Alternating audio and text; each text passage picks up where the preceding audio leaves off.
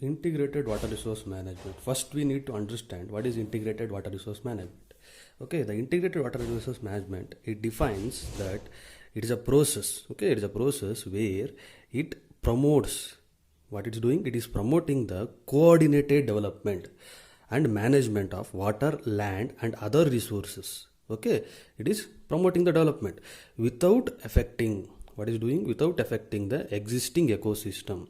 And also by doing this, what happens here, we can increase the increase or maximize the economic and social welfare. Okay, that is called as a definition of integrated water resource management. Once again, I will repeat you. What is integrated water resource management? It is nothing but it is a process where it promotes the development and management of water, land, and other resources in such a way that it maximizes the economic and social welfare without affecting the existing ecosystem. Okay, what do you understand from this? As I told people, this is a definition. From this, you can easily understand that integrated water resource management, what is doing? As I drawn some sketch here, what happens here? Water is there, land is there, and other resources are there. Now what happens? I am developing a water resource. How I developing a water resource?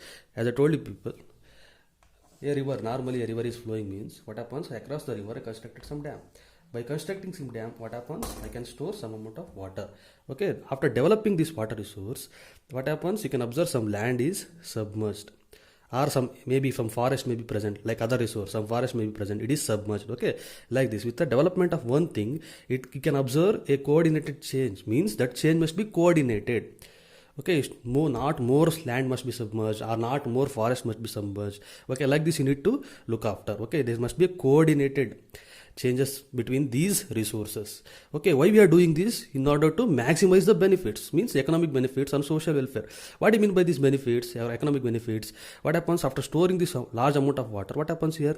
We can provide this large amount of water for drinking water for more number of people, and also you can provide this water for carrying out irrigation purpose, for industries, all those things. From this we can increase our economic and also social welfare.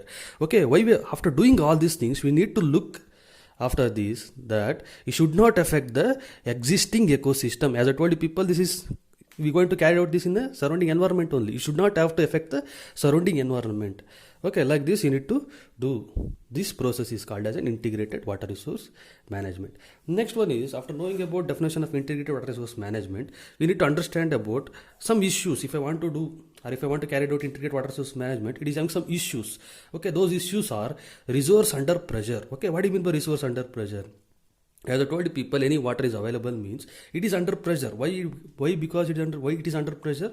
Because we are having, for example, for India only, we are having a large number of population. Due to this, what happens? Our water, nothing but the resource. Okay, example, resource or water is under pressure. Okay, why? Because there is more number of population is there. Therefore, we need more quantity of water. Therefore, the resource is under pressure.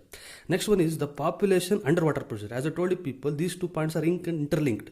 Okay, since we are having a more number of population or a higher population, we need larger resource of water. Therefore, the population is under water pressure. Okay, next one is impact of pollution. As I told you people, even we are having a small quantity of water with a larger population, what happens here? Even that small quantity of water, for example, a river is carrying some amount of water means it is a pure water.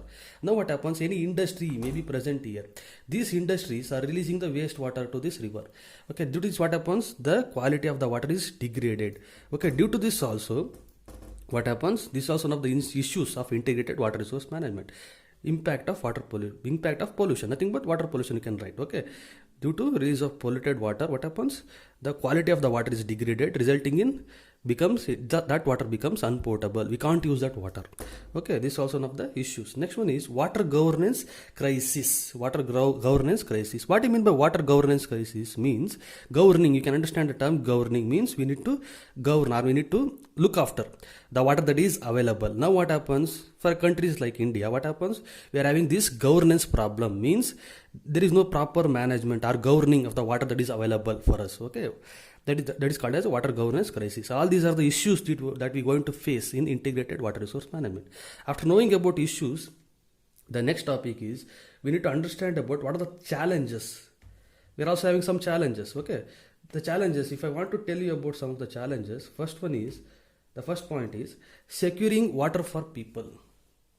What do you mean by securing water for people?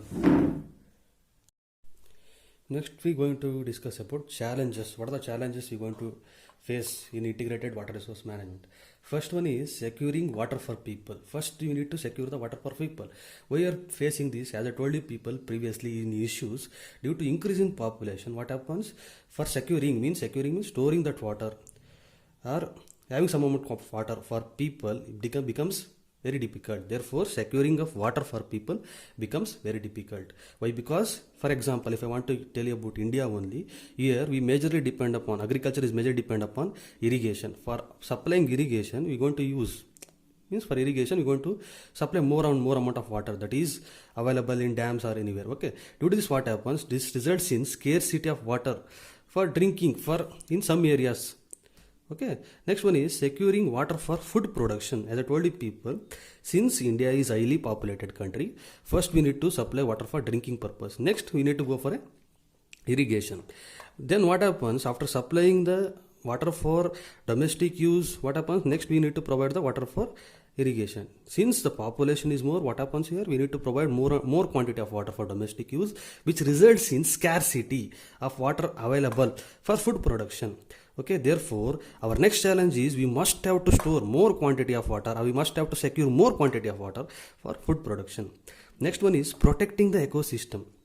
As I told you people, what happens due to this integrated water resource management, you should have to manage, or we should have to plan in such a way that you should not have to affect the ecosystem or the environment that is surrounding you people.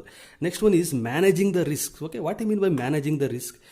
Okay, managing the risk is nothing but, as I told you people, normally across the river example, as I told you, after constructing some dam, what happens? It's going to submerge some amount of area. Means here a question of risk has arisen, means it's going to submerge some amount of area. Why? Because near to this river there may be a village may be present, or maybe a city may be present. Okay, resulting in submergence of that area. Okay, this is also one of the risks. Okay, we need to manage that. We need to vacate the people earlier. And also what happens after construction of this reservoir? What happens in some, for example, in any cases, maybe once in 50 years or maybe once in 40 years, heavy precipitation or heavy rainfall has taken place. Due to this, what happens? The reservoir capacity has exceeded. Normally we design for some capacity. Okay, that capacity has exceeded. Okay, then what happens? Suddenly water overflows from here. As the water overflows from here, means what happens? Or it may be letted out into the downstream side. Okay, as the water is letted out into the downstream side, what happens? It's going to submerge area, that is some of the areas, maybe village or any forest that is present in the downstream side. Okay, like it's going to damage. Okay, it's going to cause flooding, nothing but a flooding. Okay, resulting in some damage in maybe in the upstream or also maybe in the downstream side. Okay, that's why we need to manage all these risks. Okay, while you go for integrated water resource management, this is about the challenges. Okay, we're going to face in integrated water resource management.